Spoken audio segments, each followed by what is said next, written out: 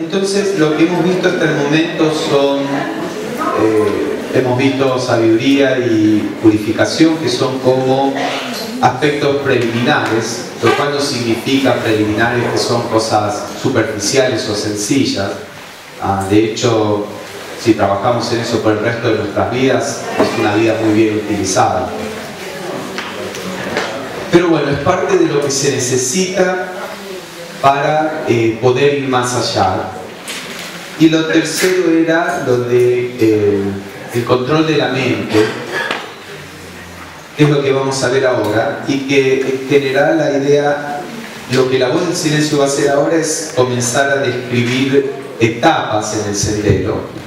Y la primera etapa es tiene que ver con esto de controlar la mente.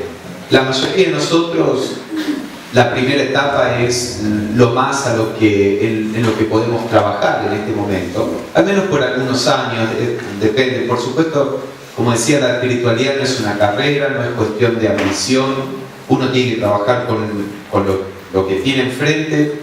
Es algo que el alma viene haciendo de muchas vidas en el pasado y va a hacerlas en el futuro. Y para el alma cada vida es un día. Entonces uno sabe que cuando está haciendo algo no se puede completar en un día. Y lo acepta, lo entiende y no pretende completar cosas importantes en un día. Entonces, de un modo similar, uno tiene que tratar de dejar de lado la idea de tiempo, de cuándo voy a llegar ahí o acá. Todo el pequeño pasito que uno da trae una forma un poquito distinta de encarar la vida. Pero en este sendero que describe la voz del silencio, la etapa inicial tiene que ver con la práctica de la meditación y de la concentración, meditación, y vamos a ver un poco la técnica que la voz del silencio promueve, que es el comienzo del sendero, de este viaje interno para descubrir lo que realmente somos. Entonces hay un verso que dice: la luz del Maestro Uno, la luz áurea e inextinguible del Espíritu. Entonces vemos la idea del Maestro en filosofía puede referirse a dos cosas: o a nuestra verdadera esencia, al Espíritu, como dice acá, o a cualquier individuo en quien que es completamente consciente de su verdadera naturaleza, de su naturaleza espiritual. Entonces ese individuo le podemos llamar un maestro, Mahatma o como sea, pero todos nosotros tenemos un Mahatma adentro. No solo eso, todos nosotros somos un Mahatma, un maestro, como dice Leí en el segundo fragmento. Cuando uno puede poner la mente en calma, puede mirar adentro y descubrir que somos Buda. Buda es cada uno de nosotros cuando está plenamente consciente de nuestra naturaleza verdadera. Entonces, esta naturaleza verdadera, que es intrínseca, que no la tenemos que adquirir, no la tenemos que construir, tenemos que darnos cuenta que esto es lo que somos, está en nosotros y dispara sus refulgentes rayos sobre el discípulo desde el comienzo mismo. Esta presencia está ahí con nosotros ahora.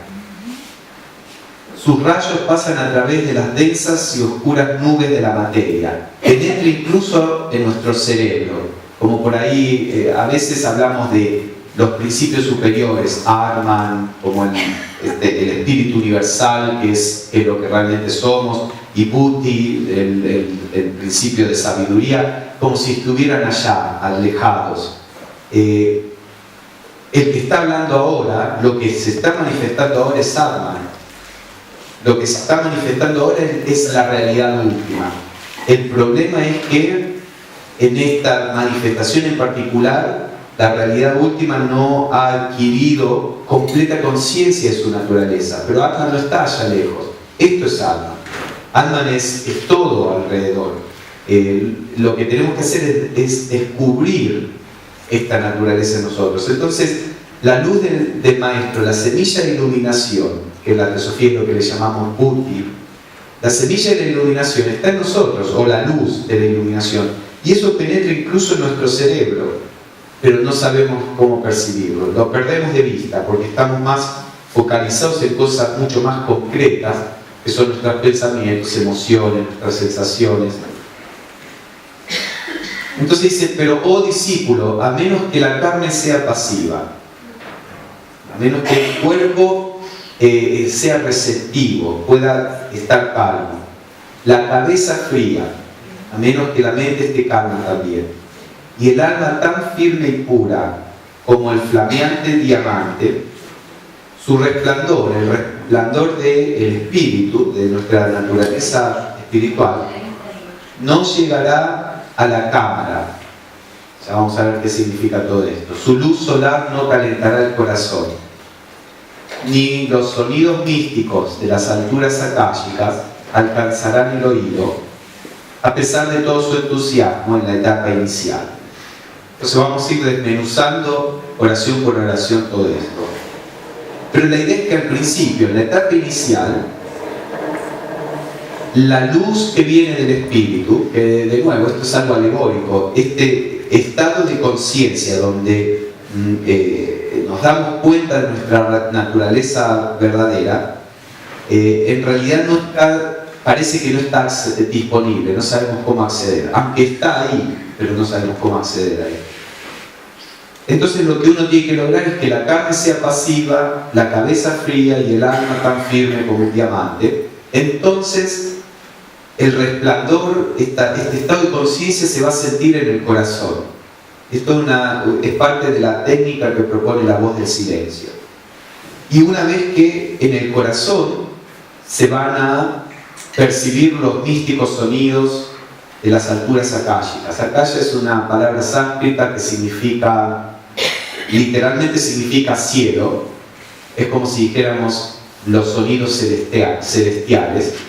También tiene un aspecto más técnico. Akasha es como una sustancia que interpenetra todo y que puede, de hecho uno puede aprender a manipular Akasha. Un yogi, por ejemplo, puede manipular Akasha para producir determinados fenómenos psíquicos, físicos, pero no estamos interesados en esa parte porque todo eso en sí mismo es simplemente diversión, es como hay un cuentito, había una discusión entre creo que eran dos maestros sufíes, y uno está diciendo algo, la verdad es así, y el otro decía la verdad es asá, y entonces uno de ellos agarra y camina a través de un río que había ahí y se vuelve, y caminando sobre las aguas.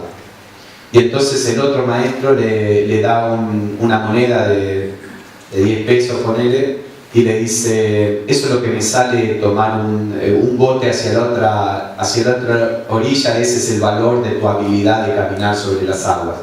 En el sentido de que todos estos fenómenos y todo eso puede atraer a almas un poco más inmaduras, es como circo, pero eso no tiene nada que ver con lo espiritual.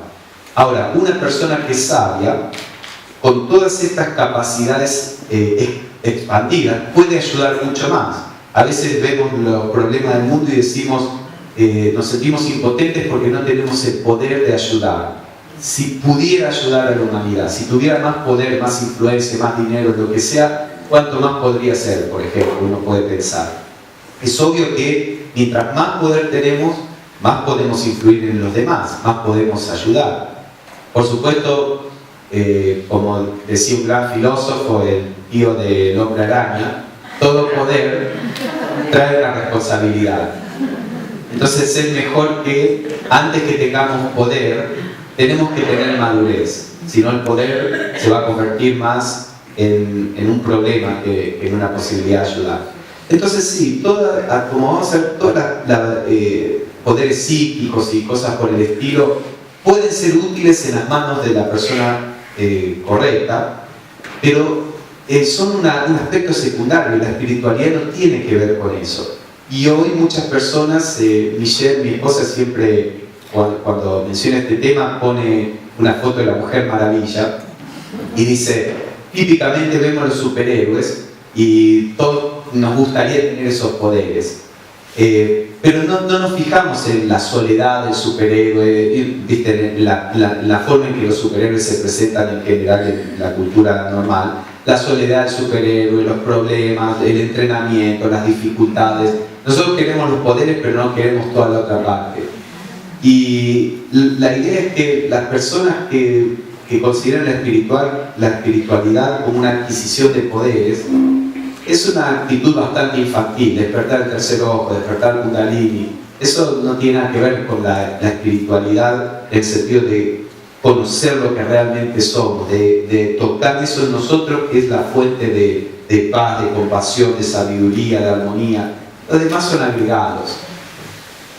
Entonces, lo que decíamos es que en la etapa inicial, para poder acceder a ese estado de conciencia donde es difícil, cuando decimos nos damos cuenta de lo que verdaderamente somos, no estamos diciendo que nos damos cuenta conceptualmente, experimentamos un estado de conciencia que es nuestra verdadera naturaleza y que el mero hecho de experimentarlo transforma nuestra naturaleza. No de un modo único, dramático, por una vez, sino que de a poco esto nos va transformando a medida que más y más moramos y traemos esto a la vida diaria. Pero para poder empezar a percibir este aspecto de nosotros, la cabeza tiene que estar fría, la carne tiene que ser pasiva, el alma firme, y eso es lo que vamos a ver. Esta es la etapa inicial.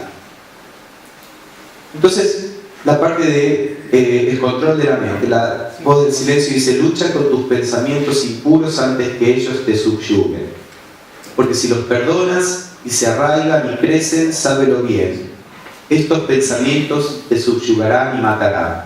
De nuevo este lenguaje fuerte ahí. Cuidado, discípulo, no permitas que ni su sombra se acerque, porque crecerá, aumentará en magnitud y poder, y entonces esta cosa de tinieblas absorberá tu ser antes que te hayas dado cuenta de la presencia del monstruo negro y abominable. Ahí lo traduje con las palabras exactas, que en inglés suena más poético, pero quería mostrar el lenguaje que usa Blavatsky ahí. Y esto es un poco lo que Isis mencionaba ayer el ejemplo del fuego. Cuando el fuego comienza, que es un fuego chiquito, es fácil controlarlo, pero cuando el fuego crece, se torna incontrolable. Lo que la voz del silencio está diciendo aquí es que el modo de trabajar sobre nuestros pensamientos y emociones negativas es el de actuar sobre ellos al comienzo mismo. El problema es que en general no nos damos cuenta de los pensamientos y emociones negativas cuando estamos en el medio de la tormenta, cuando el bosque se está incendiando, porque no estamos entrenados en este estado de autoobservación. Pero a medida que uno lo practica, uno empieza a ver cuando el pensamiento que aparece o la emoción que aparece en la mayoría de las circunstancias, excepto que estemos hablando de algo más crítico que pasa, pero en la mayoría de nuestro día aparece como algo bastante inocente, incluso que no tiene nada que ver con nada. Algo nos recuerda el compañero de trabajo con el que tenemos un problema. Y en ese momento un pensamiento muy chiquito, débil, tan chiquito y débil que ni lo notamos o lo subestimamos. Y después empieza a crecer y empieza a generar y empieza a atraer la mente y toda la historia que la mente y la memoria y las experiencias y los miedos y las frustraciones, y nos encontramos en un estado de ánimo de enojo o frustración o lo que sea, y es muy difícil lidiar con eso una vez que se desarrolló completamente. Y como dice la voz del silencio, esta cosa absorbe nuestro ser. Nos vemos absorbidos en este proceso psicológico y estamos perdidos en esto. Pero si prestamos atención, vamos a ver que apenas el pensamiento aparece, uno puede decir, no es reprimir ni nada, es simplemente decir, no quiero ir en esa dirección. ¿Para qué voy a ir en esa dirección? No sé, si hay un problema, bueno, me puedo sentar y pensar cómo lo voy a encarar. Pero si es simplemente en la mente trayendo eso a la memoria y empezando toda esta historia, uno puede decir, lo ve, decir, mira, dejémoslo de lado. y se concentra en lo que está haciendo en el momento.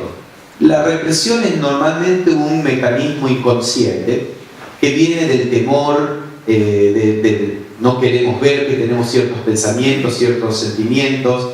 Es algo que se da no tan conscientemente. Esto de seleccionar qué tipo de pensamientos o emociones le damos lugar en nuestra conciencia no tiene que ver con la represión, porque uno lo reconoce y después elige, empieza a ser: yo estoy a cargo de este templo, esto es un templo, y yo estoy a cargo de qué permito que entre aquí. Sin ninguna violencia, no hace falta ser violento. La mente se puede concentrar en una cosa a la vez. Entonces, estamos haciendo algo cotidiano, viene este pensamiento, lo vemos y decimos: no quiero ir ahí, y lo soltamos. Y nos concentramos en lo que estamos haciendo. Por supuesto, hay algunos pensamientos, si son recurrentes, que pueden ser un llamado de atención para que miremos a ver qué está pasando y tratemos de comprender algo. Tampoco estoy hablando de escapar de las cosas, pero si empiezan a prestar atención se van a dar cuenta que la mayoría de las cosas en el día que nos causan frustración son absolutamente inútiles. No hace falta que le prestemos atención, que nos enredemos, no hace falta que lo alimentemos, son completamente inútiles y de hecho ni siquiera son nuestras. Esos pensamientos que de golpe, ¿por qué empecé a pensar de mi compañero de trabajo cuando estoy, no sé, armando la cama? No tiene nada que ver con nada, esos son pensamientos que vienen de afuera, un pensamiento de frustración de otra persona que choca con mi cuerpo mental y genera un sentimiento de frustración en mi mente, y como la mente necesita crear una historia, va a la memoria y ve a ver con qué me estoy frustrando, el compañero de trabajo, y genera toda la historia. Ni siquiera era nuestro el pensamiento, pero en nuestra inconsciencia lo apropiamos como nuestro, le empezamos a dar energía y nos convertimos en eso. Perdemos nuestra conciencia, perdemos la conciencia, nuestro sentido de ser es absorbido en esto y estamos perdidos en ese proceso psicológico. Entonces, lo que la voz del silencio dice acá es una técnica muy efectiva, pero lo que pasa es que requiere que uno vaya desarrollando una actitud de autoobservación para que uno pueda ver el pensamiento o la emoción cuando es pequeña. Por supuesto, hay otras circunstancias de la vida donde uno tiene que trabajar de un modo distinto. Hay cosas que nos producen un impacto grande inmediatamente, entonces hay otras formas de trabajar con esto. Pero como les digo, la mayor parte de las frustraciones en el día son inútiles y todas empiezan con este pensamiento inocente que si lo atacamos ahí, atacar en el sentido de lo reconozco y digo, no me interesa prestarle atención a esto, estoy haciendo esto, se soluciona el 80% de las causas de frustración. Entonces esto es parte de el empezar a practicar el control de la mente en la vida diaria, porque si no tenemos esta capacidad en la vida diaria no la vamos a tener en la meditación. La meditación va a ayudarnos a que lo podamos hacer en la vida diaria. La práctica de la vida diaria nos va a ayudar a que lo podamos hacer en la meditación. La meditación y la vida diaria no se pueden divorciar. Entonces, esta sería la aplicación en la vida diaria. Y después viene la aplicación en la meditación. Entonces dice: largo y cansador es el camino que tienes ante ti, oh discípulo. Un solo pensamiento acerca del pasado que dejaste atrás te arrastrará al fondo y tendrás que emprender la subida de nuevo. En meditación, cuando uno empieza a tratar de descubrir esos aspectos más profundos, desde a poco tiene que ir más allá del pensamiento. Al principio, el primer nivel es un nivel donde hay pensamientos, y los pensamientos pueden ser positivos o negativos. Entonces uno puede que esté en meditación, y esto pasa mucho. La meditación es complicada porque muchas veces cosas que no le prestamos atención en la vida diaria, que nos molestan, en el momento en que nos sentamos a meditar y esa parte consciente de la mente que está constantemente activa y oprimiendo a estas otras cosas de las que no somos conscientes, en el momento en que esa parte de la mente se calma, todo lo otro empieza a surgir. Y entonces nos sentamos a meditar y nuestra mente está peor que cuando no meditamos. Eso es muy común, pero es una parte de la meditación. Ahí eso en sí mismo ya es meditación. El sentarse y la frustración, que no debería estar ahí, pero que es natural, la frustración de enfrentarse al aspecto caótico de nuestra mente y nuestras emociones, eso es el comienzo de la meditación. Si uno cree que meditación es estar en completo silencio, eso es el final de la meditación. El comienzo de la meditación, ya estamos meditando cuando nos sentamos y tratamos de ver qué hacer con esto. Yo me acuerdo cuando empezaba a meditar, decía, la única diferencia entre meditación y no meditación es que cuando medito mis ojos están cerrados, porque en mi mente no hay diferencia. Pero bueno, después de a poquito, con el tiempo, como digo, es un entrenamiento que va sucediendo y de a poco uno va encontrando, aprendiendo a posicionarse en un lugar distinto. Pero el tema es que a medida que vamos profundizando van distintas etapas sucediendo. Esto, como les decía al principio, en esta parte de la voz del silencio empieza a hablar de etapas más profundas de la meditación, no tanto la práctica preliminar, que es lo que la mayoría de las personas la mayoría de las personas están trabajando. Pero es bueno, primero, que estos principios se pueden aplicar a cualquier etapa, y después que es bueno saber lo que viene y cómo vamos en esa dirección. Entonces aquí dice etapa inicial, pero es la etapa inicial del doctorado en meditación, digamos. Nosotros, por eso les digo que el primer fragmento es un fragmento de yoga, de lo que se llama Nada Yoga, que es una parte más avanzada de meditación. Pero igual yo lo voy a ir trayendo constantemente a cosas que se pueden aplicar en la vida diaria. Pero les decía, la primera etapa de la meditación es donde uno está en un estado donde todavía hay pensamientos, los pensamientos pueden ser buenos o malos. Y a veces estamos en meditación y terminamos pensando en algo malo, en algo que nos hace sufrir, etc.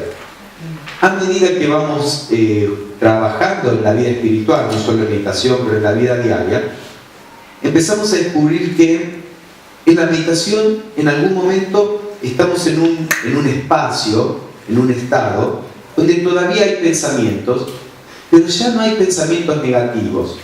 Esto es un paso importante, el llegar a ese estado donde, a pesar de que todavía hay pensamientos, no hay lugar para los pensamientos negativos. Porque es a partir de esto donde uno puede empezar a pensar incluso en personas que nos están causando sufrimiento, y le podemos mandar buena voluntad y amor, etc. Hay meditaciones como la meditación meta, el budismo, por ejemplo, y realmente cuando ustedes empiezan a experimentar este nivel de meditación, ven que en este momento puedo pensar en mi ex marido sin que me enoje y quiera matarlo. Después, cuando salgo de la meditación y vuelvo al estado normal, no lo puedo hacer. Pero en este momento es un estado en donde uno puede, a pesar de que hay pensamiento, uno puede pensar en cosas que son incluso difíciles sin que la emoción intervenga, la emoción negativa. Y es un estado muy, muy importante y muy útil, porque es en ese estado en donde podemos empezar a tratar de relacionarnos con personas difíciles en nuestra vida. O sea, que nosotros podemos ser la persona difícil para la otra persona, ¿no? Siempre las relaciones son difíciles, pero podemos relacionarnos desde otro nivel, desde otro punto de vista, y tratar de establecer una conexión en los planos internos, que todo depende también de cuán sensible sea la otra persona, pero en muchas ocasiones la relación con la otra persona puede cambiar. En otras ocasiones no va a cambiar en esta vida, y lo tenemos que aceptar. Pero todo esto va a hacer que la próxima vez que nos encontremos, porque nos vamos a encontrar de nuevo, nos encontremos en una situación donde nuestra relación pueda ser buena. Porque una cosa es ser la esposa de esta persona y otra cosa es ser un amigo en el trabajo. Las relaciones cambian y estimulan distintas cosas en nosotros. La ley de karma hace que sigamos siendo atraídos a ciertas personas porque generamos lazos que tenemos que trabajar. pero si uno puede internamente tratar de llegar a un punto de armonía, aunque sea internamente, la próxima vez que nos tengamos que encontrar a esta persona va a ser en un medio ambiente donde la relación puede ser mejor. Y de a poco así es como se van resolviendo los conflictos kármicos. Si seguimos teniendo el resentimiento y el odio y esto y lo otro, vamos a encontrarnos con la otra persona también en una situación un poco conflictiva. Entonces, este estado de la meditación, donde uno todavía hay pensamiento, pero no hay lugar para las negatividades, es muy importante. Y con la práctica de la meditación, de a poco en un momento uno descubre que puede hacer esto, lo que significa que está en ese nivel de meditación, digamos. No quiero hablar de niveles como metas y ahora soy bueno, ahora soy mejor que el otro. Tenemos que mirar todo esto con la mente de un niño, no con ambición.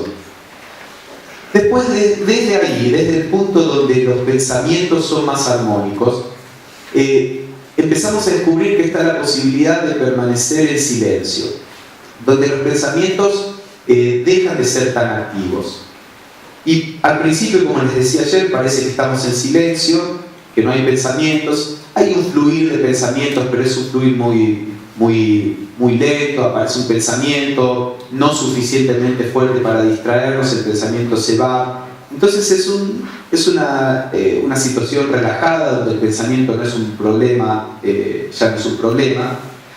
Y después, en ese silencio empiezan a aparecer, empezamos a reconocer otros aspectos de nuestra naturaleza que son muy sutiles y que cuando estamos metidos en el pensamiento, la emoción, la sensación, los tapan, directamente no los podemos percibir.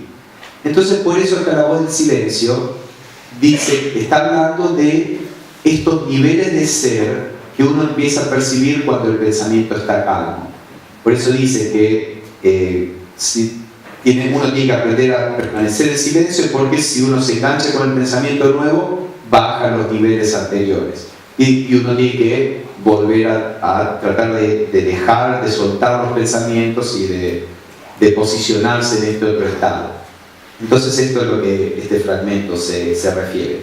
De a poco uno se va aprendiendo cómo soltar el pensamiento, relajarlo y quedarse simplemente en un sentido de plena conciencia, pero como descansando en simplemente ser, como hemos mencionado.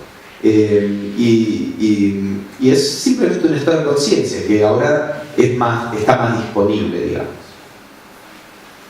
Y bueno, relacionado con esto, más tantito, recuerdo de pasadas experiencias, no mires atrás o estás perdido. De nuevo, alegóricamente, la voz del silencio tiene este lenguaje mitológico muchas veces. La cuestión es, uno tiene que aprender a dejar la memoria de lado, de estar presente, en el momento presente. Y dejar de lado la memoria, que es una fuente constante de pensamientos.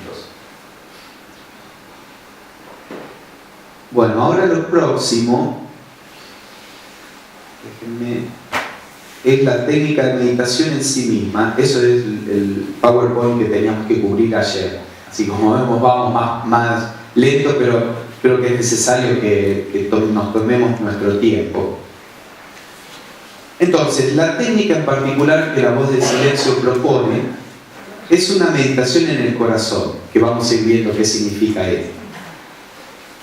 Dice uno de los versos en el primer fragmento: silencia tus pensamientos, que es de lo que estábamos hablando, y fija toda tu atención en tu maestro, a quien todavía no ves, pero a quien sientes.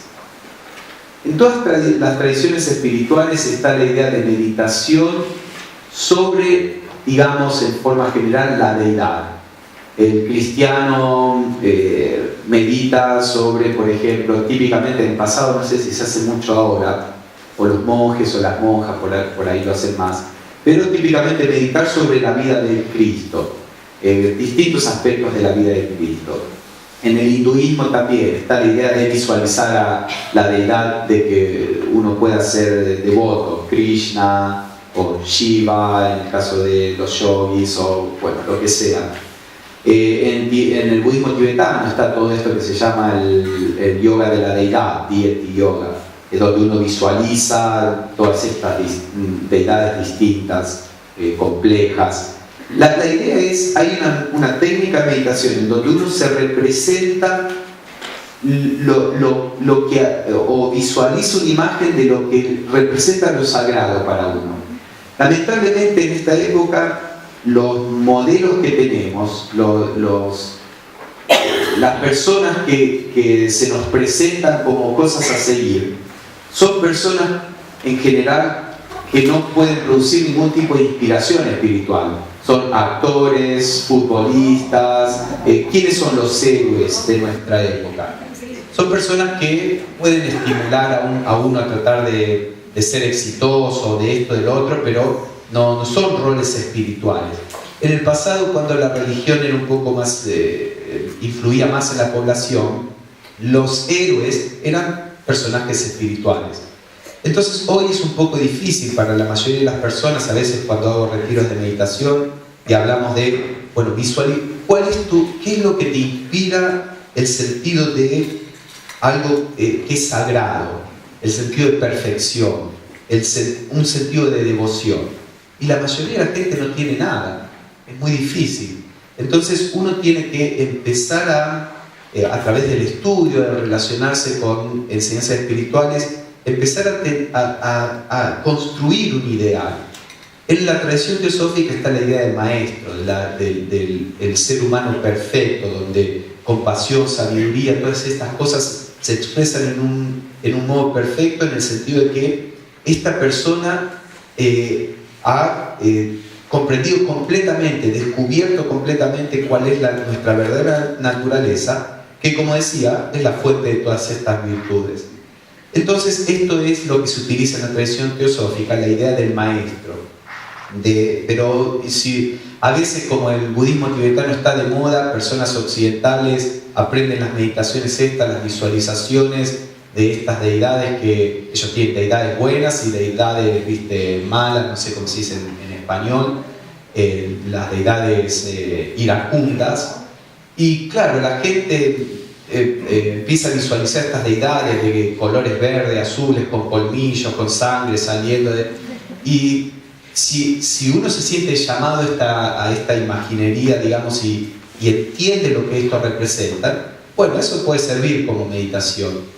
Pero si esto es algo totalmente extraño para nosotros, esa técnica de meditación no nos va a ayudar. Lo que usted tiene que visualizar es algo que induzca un sentido de devoción, un sentido de admiración espiritual, un sentido de... Entonces busquen lo que a ustedes les produzca eso. Eso de exportar técnicas, si no entendemos cuál es el sentido de la técnica, lo que eso produce en un tibetano es muy distinto a lo que va a producir en nosotros. Aunque hay algunas personas occidentales que tal vez su vida pasada fue tibetana, está muy fresca y se sienten atraídos a esto, bueno, perfecto.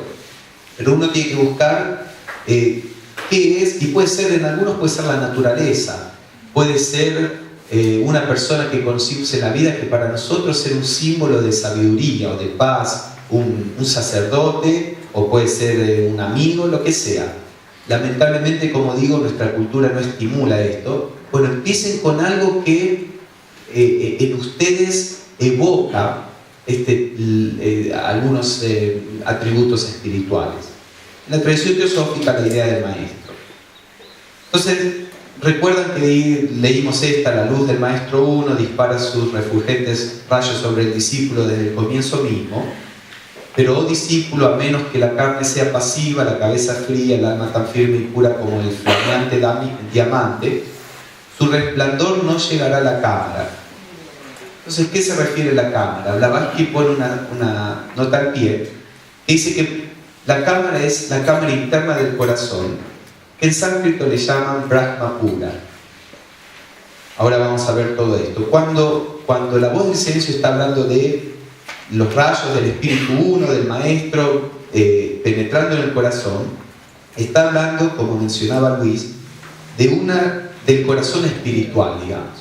La idea es que hay una región en nuestro ser en donde la deidad o lo sagrado es un poco más evidente. Todas las tradiciones tienen meditaciones en el corazón.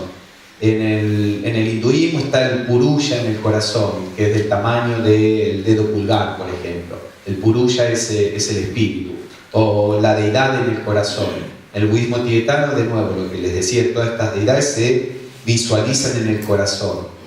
En el cristianismo místico, por ejemplo, el cristianismo ortodoxo de Rusia, también Grecia, está el diario del peregrino ruso, donde él usa un sistema de meditación donde la respiración se conecta con una oración: Señor Jesús, Hijo de Dios, ten piedad de mí, un pecador, una cosa así, y donde se focaliza en el corazón.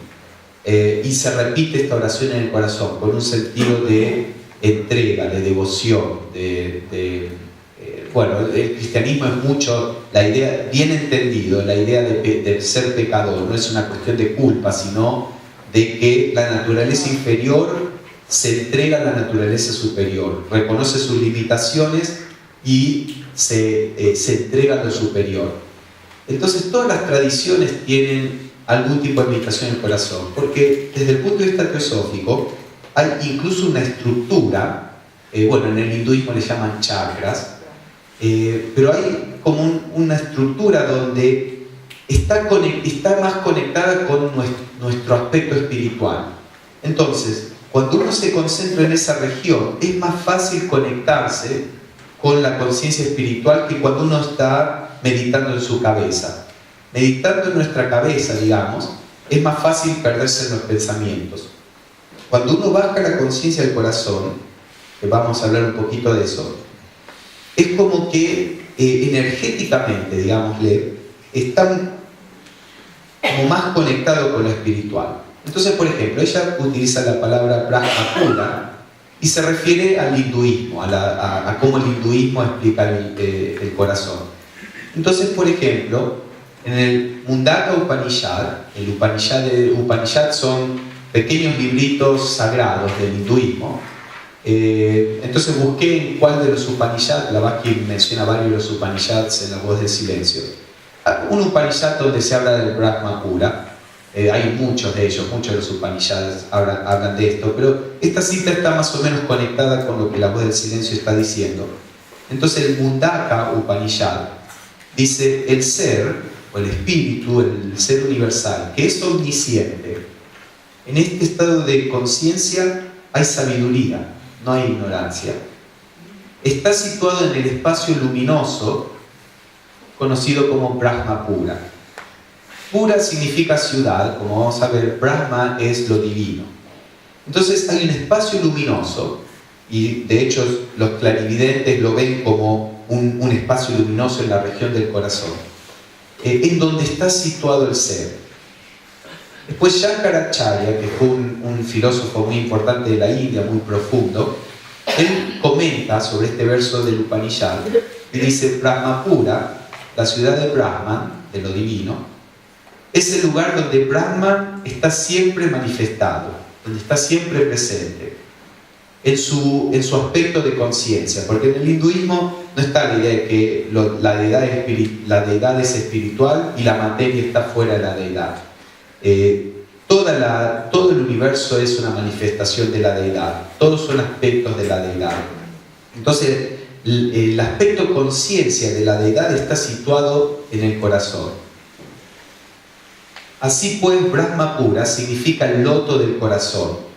De hecho, cuando un clarividente ve los chakras, el chakra es parecido a un loto, o en Occidente es parecido a una rosa, lo que Luis mencionaba de la idea de la rosa y la cruz, del Rosacruz, porque parece como que tuviera pétalos. Entonces en la literatura hindú se habla del loto del corazón.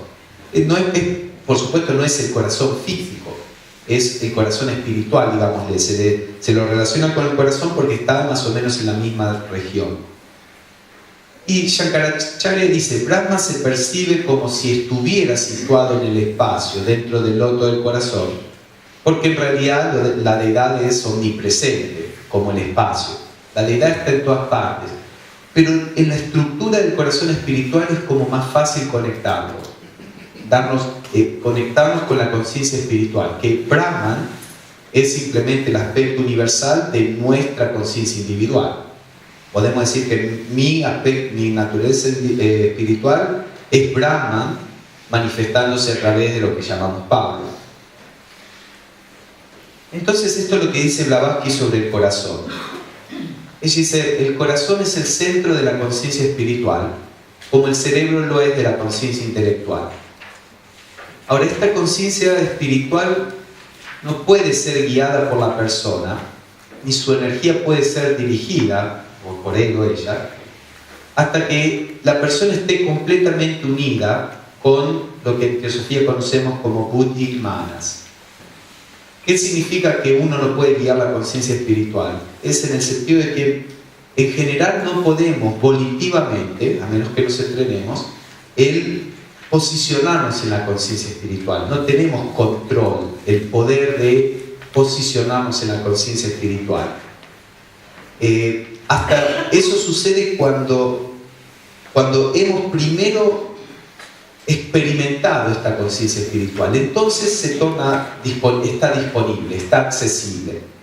Buddhi mana, buddhi es lo que significa sabiduría y manas es la mente. Entonces es esta mente que se ha puesto en contacto con nuestra sabiduría intrínseca a través de la vida espiritual, la meditación.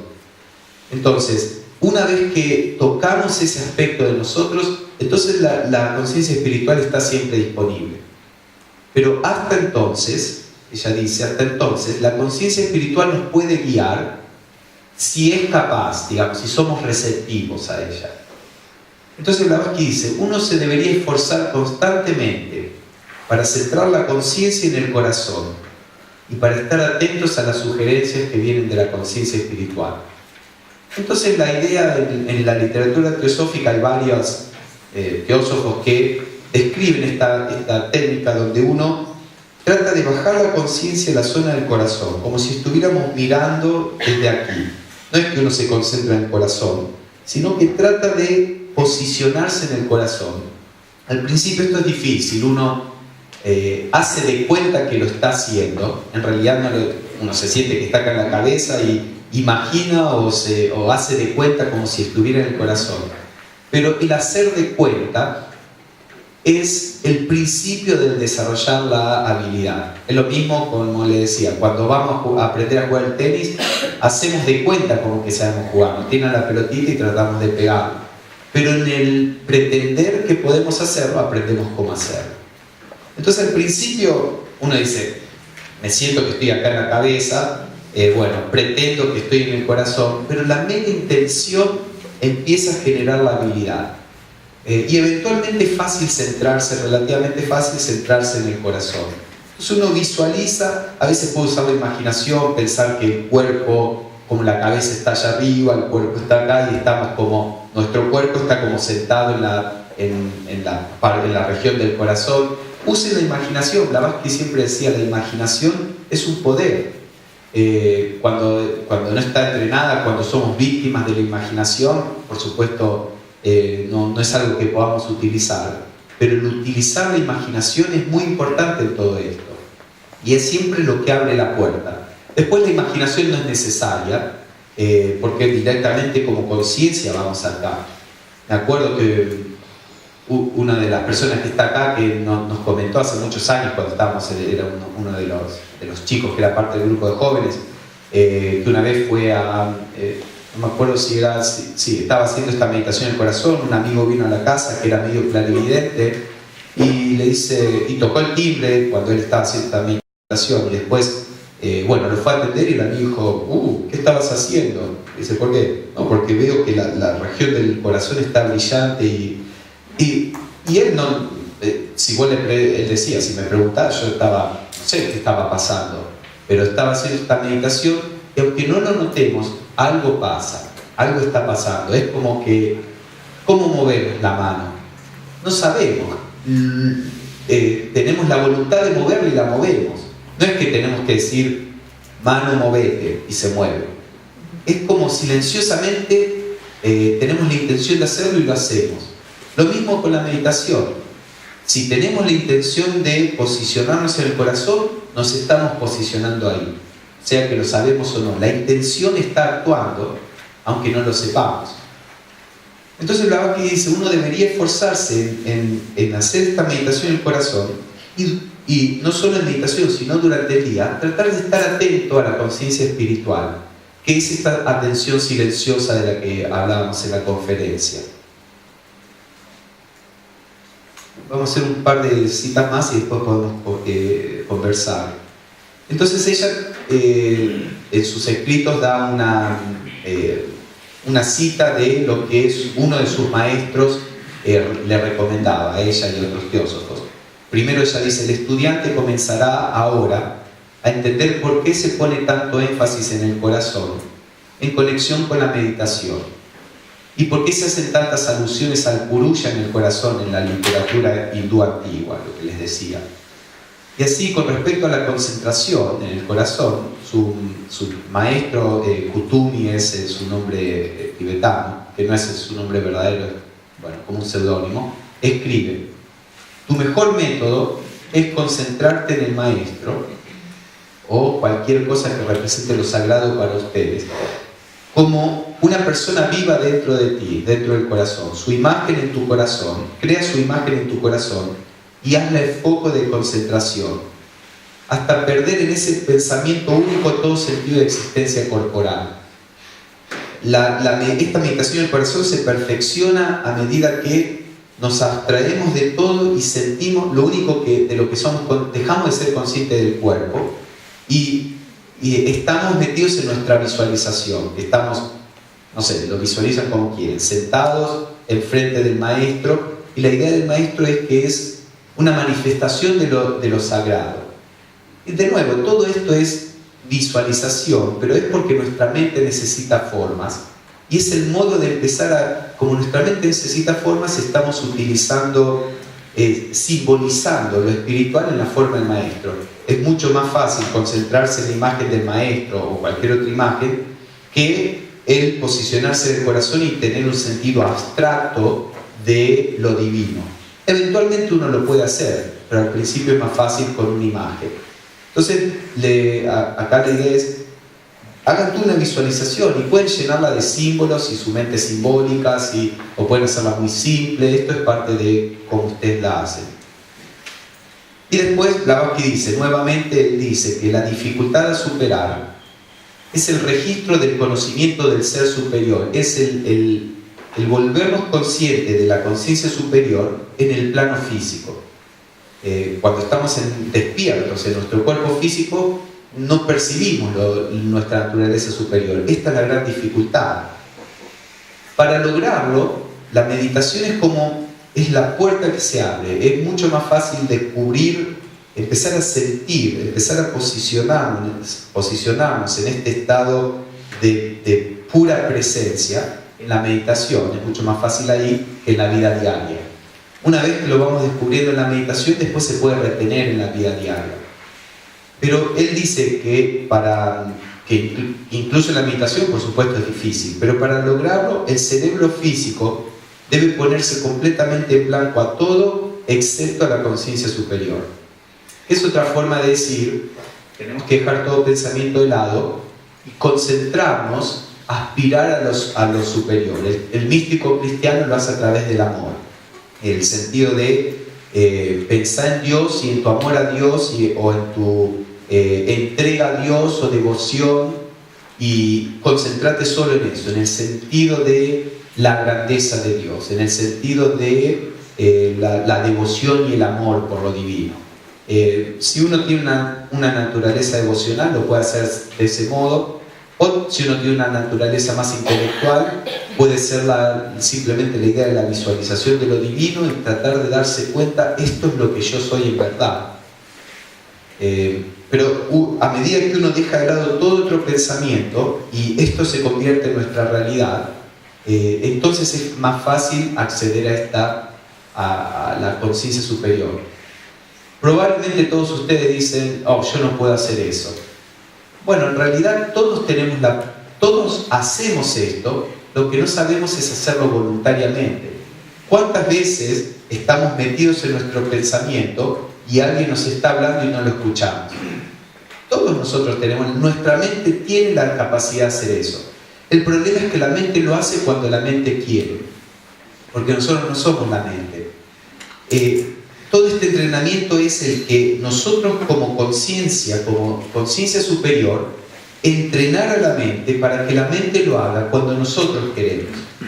Entonces es un proceso de entrenamiento, es como el caballo sabe cómo correr, pero si no está domado, cuando me subo arriba, me va a tratar de tirar. El caballo no quiere correr como él sabe hacerlo, conmigo dirigiendo. Entonces hay todo un proceso de domar al caballo, domesticarlo. Lo mismo con nuestra mente. No es que la mente no tiene la capacidad, toda nuestra mente la tiene. Esto es una cuestión de entrenamiento, de empezar y hacerlo, y nos vamos a distraer y hacerlo. Yo, no sé, todos los tiempos de las distintas personas son distintos, pero para darle más o menos una idea, yo creo que me empecé a sentir cómodo con la meditación y no sentir que estaba más o menos luchando, como después de meditar por 10 años, más o menos. No es tampoco que uno va a estar sufriendo por 10 años, siempre es todo variable, pero digo, no digan, he estado meditando por 3 meses y no me puedo concentrar, yo no sirvo para esto. La meditación no funciona. Si uno lo toma más como un juego que como una ambición, entonces es fácil, uno dice, a ver por cuánto tiempo puedo quedarme concentrado. Agarren un cronómetro, un reloj, el teléfono y digan, me voy a concentrar sobre el cronómetro. Y jueguen con eso. Me concentré por 7 segundos, el 8 ya no me lo acuerdo. Y bueno, después por ahí en otro día se concentran por 20 segundos. Y si se toma como juego, como experimentación, a ver qué pasa cuando voy adentro. Es como una exploración, más que con el sentido de alcanzar una meta, soy bueno, soy malo en esto, etc. Pero va a llevar su tiempo. Como les digo, más o menos creo que después de 10 años ya no tenía el sentido de que cuando meditaba tenía que hacer un esfuerzo para controlar a la mente, una cosa así. Entonces, bueno, el maestro dice, a medida que vamos pudiendo hacer eso, entonces empezamos a ser conscientes de nuestra naturaleza espiritual. Y Blavatsky dice, cuando el cerebro se pone en blanco de esta forma, de nuevo, no es completamente blanco y perder la conciencia, es dejar de prestar atención a todo lo demás para concentrarse en el objeto de meditación.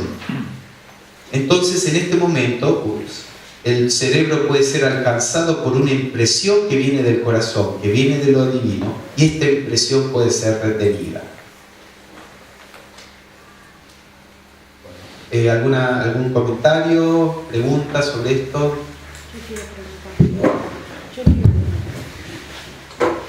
Creo que alguien dijo algo. Está. Sí.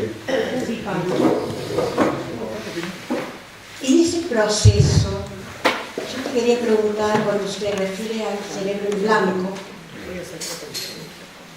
si se refiere a un instante, yo lo llamo dharana, pero ¿No lo llamas cómo? Dharana, pero no sé si es correcto, por eso te pregunto.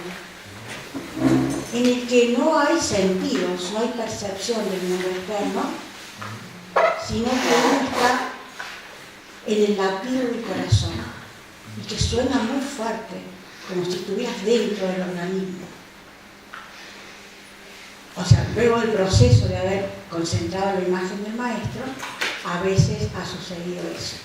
Por eso te quería preguntar si ese proceso le podríamos llamar dharana o es otra cosa. Sí.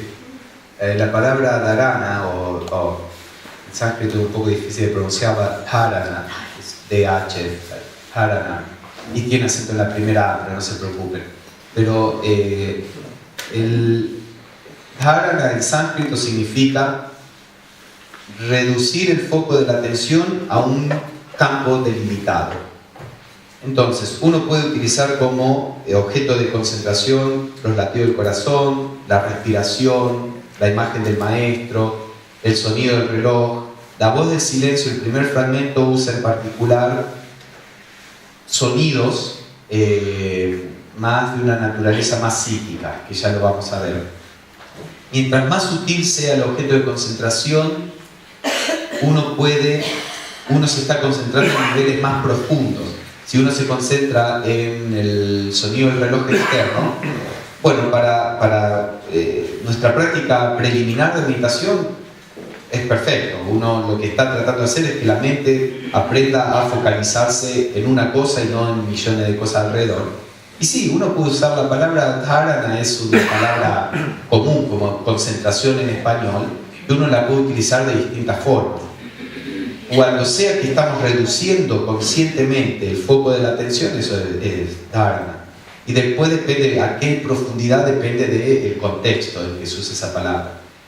Después la respiración es es típico, algo donde hoy está muy de moda concentrarse en la respiración. Como eso es algo que pasa automáticamente, uno puede concentrarse en la respiración, en las sensaciones del cuerpo. El corazón es más difícil de escuchar, uno empieza a escuchar los latidos del corazón cuando la mente tiene un proceso de calma preliminar, en general, y también depende de la persona. Pero concentrarse en el latido del corazón, para mí, si uno lo puede escuchar, puede que sea mejor que concentrarse en la respiración o sonido externo, porque de alguna forma ya empezamos a concentrarnos en esa área. Pero eventualmente la idea es concentrarse en cosas más y más sutiles. Porque, por ejemplo, Patanjali, que es sabio de la India, que escribió los famosos Yoga Sutras, él dice, uno puede llegar, hay distintos niveles de lo que llama Samadhi. Samadhi es un estado de absorción con el objeto de concentración, donde se pierde el sentido de que yo estoy separado del objeto ese. Los estados inferiores de Samadhi no son espirituales. Por ejemplo, Bessel decía que Darwin, cuando descubrió la ley de evolución, eso fue un Samadhi. Cuando estamos en Samadhi, la mente se une al objeto sobre el cual estamos pensando, visualizando, rezando, lo que haga la persona, y tiene un insight, tiene como una percepción de un aspecto de la realidad de lo que estaba meditando. Pero claro, si uno está meditando sobre cómo los animales cambian, como Darwin lo estaba haciendo, estaba pensando, y Darwin evidentemente tenía una mente profunda, que pensaba claramente, que tenía poder de concentración, y esta idea de la evolución viene. Lo mismo con Einstein. Él dice que las cosas que él descubrió no son el resultado de un proceso lógico de pensamiento. Él dice, yo me pongo a pensar, a analizar, y claro, él también tenía un entrenamiento mental importante. En un momento el pensamiento se para y aparece la información, la visión. Esto también es Samadhi. Ahora, estos son Samadhis inferiores que traen conocimiento del plano físico, pero no traen sabiduría espiritual porque el objeto de meditación era físico. Entonces Patanjali dice, hay distintos niveles de objeto de meditación. Está el físico, está el nivel de meditación no físico, pero que todavía tiene que ver con el mundo físico, lo que él llama los tattvas. Y los samadhis que realmente traen algún tipo de sabiduría espiritual hay 1, 2, 3, al cuarto nivel de samadhi, más o menos, nirvichara, él le llama. Recién ahí la luz de la sabiduría empieza a venir a la persona. Entonces, con todo esto quiero decir que al principio no es una cuestión de samadhi o no samadhi, es una cuestión de entrenar nuestra mente a concentrarse. Y uno puede utilizar cualquier cosa para concentrarse. Blavatsky le decía a sus estudiantes, lleven con ustedes una piedrita, un cristal durante el día. Cuando tengan un momento que no tienen nada que hacer, saquen la piedra y concéntrense en ella. Por ejemplo, a Annie Besant Blavatsky, cuando Annie Besant fue discípula de Blavatsky, cuando Blavatsky le estaba enseñando a meditar, Annie Besant dice, yo esperaba que me diga, concentrate en el ser superior, en esto. Me dice, concentrate en esta caja de fósforos. O sea, Annie Besant dice, y para mí había una trampita ahí, porque la caja de fósforos era algo que tiene que ver mucho con la historia de Annie Besant. Annie Besant era una trabajadora social. Ella organizó el primer paro en Inglaterra para mujeres que estaban siendo envenenadas en una fábrica de fósforos. Desde un punto de vista no tan lindo, podríamos decir fue la primera gremialista, pero con una intención realmente por el pueblo, digamos. Y ella se hizo famosa porque logró que la ley le pusiera condiciones más seguras a estas mujeres que se estaban muriendo, porque agarraron los palitos y lo metían en lo que era el fósforo, que era venenoso, y se estaban muriendo. Entonces, para mí, incluso cuando Blavatsky le da la caja de fósforos, en Annie Besant tenía toda esa connotación también. Pero bueno, Blavatsky le dice, si yo me concentro en la caja de fósforos, lo único, yo soy capaz de concentrarme de modo que lo único que existe en el universo es la caja de fósforo y yo. Cuando puedas concentrarte de este modo, entonces podés meditar sobre lo espiritual, sobre el ser interno, con algún tipo de éxito, digamos. Entonces, no quiere decir que uno tenga que empezar con una caja de fósforos. Uno puede empezar con la meditación del corazón, pero al principio es verdad que es mucho más fácil concentrarse en cosas físicas.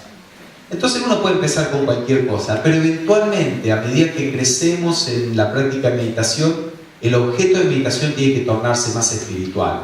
No nos podemos quedar simplemente en mirar la respiración o cosas así, que en algún momento es esencial. No estoy diciendo que no sirve, es un proceso natural de profundización. Allá atrás, Isis. Sí, Isis. Terminamos, quiero terminar a las 2:15, así tenemos tiempo. No, la pregunta mía es muy simple. Sí. ¿Dónde sacaste esta síntesis de Blavatsky acerca del corazón? Sí, acá está, después te la doy, Collective Writings, está en el tomo 12 de los Collective Writings. El problema es que Blavatsky dio todas estas instrucciones. Cuando ella estaba enseñando esto, en Occidente nadie sabía qué era la meditación. Esto es mucho antes que llegara el yoga, el hinduismo, el budismo. Entonces la mayoría de las personas no tenían ni idea. Lo único que podían tener más o menos idea era del cristianismo místico. Pero la mayoría de la población, incluso como ahora, no tiene ni idea de eso. Entonces todas estas técnicas Blavatsky se las enseñó dentro de lo que ella llamaba la escuela esotérica, que era una organización que fundó dentro de la Sociedad Teosófica para las personas que querían empezar a tener una práctica espiritual. Y había ciertas condiciones que ella decía, si van a hacer la práctica espiritual, estas condiciones son necesarias. Entonces, en los escritos públicos de Blavatsky no hay demasiado de la parte práctica. Annie Besant fue parte de este grupo interno de Blavatsky, fue entrenada por Blavatsky. Leadbeater también fue entrenado por Blavatsky por unos meses. Y ellos enseñan muchas más cosas prácticas, de meditación, de cómo elevar la conciencia y demás. El libro Clarividencia de Leadbeater, el último capítulo sobre meditación, es muy bueno, explica cómo transicionar a lo que Patanjali llama Samadhi, de un modo que yo no lo encuentro en ninguna otra literatura, porque Patanjali lo describe pero no dice cómo hacerlo. El budismo describe los distintos jhanas, pero no dice cómo pasar de uno al otro. Y Besant, Leadbeater, todos ellos describen esto, que a medida que después que se publicaron las enseñanzas esotéricas de Blavatsky, uno ve que estas cosas están ahí, que ella está enseñando a sus discípulos. Entonces por ahí, bueno, la parte más práctica de Blavatsky está en las instrucciones esotéricas, que fueron publicadas en el tomo 12 de los Collective Writings, y ahí las vas a encontrar. Y yo tengo las páginas acá, después se las puedo dar a cualquiera.